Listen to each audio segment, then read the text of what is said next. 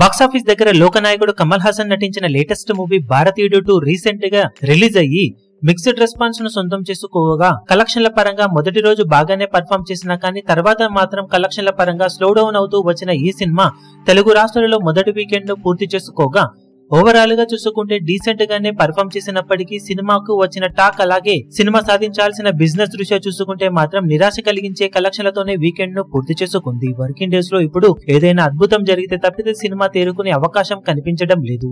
Box office దగ్గర మొత్తం మీద సినిమా మూడవ రోజు తెలుగు రాష్ట్రాల్లో 1.8 కోట్లకు అటు ఇటుగా షేర్ అందుకునే అవకాశం ఉందని భావించగా అనుకున్నట్లుగానే 1.84 కోట్ల దాకా షేర్ ను తెలుగు రాష్ట్రాల్లో సొంతం చేసుకుంది ఈ సినిమా. ఇక టోటల్ గా 3 రోజులు పూర్తయిన తర్వాత సినిమా సాధించిన తెలుగు రాష్ట్రాల కలెక్షన్లను చూసుకుంటే నైజాం లో 5.17 కోట్లు, సీడెడ్ లో 1.48 కోట్లు, వైజాగ్ లో 1.36 కోట్లు, ఈస్ట్ లో 79 లక్షలు, వెస్ట్ లో 50 లక్షలు, గుంటూరులో 1 కోటి, కృష్ణాలో 77 లక్షలు, నెల్లూరులో 40 లక్షల దాకా షేర్ అందుకున్న ఈ సినిమా తెలుగు రాష్ట్రాలలో 3 రోజుల్లో 11.47 కోట్ల దాకా షేర్ ను 18.90 కోట్ల రేంజ్ లో గ్రాస్ ను వసూలు చేసింది.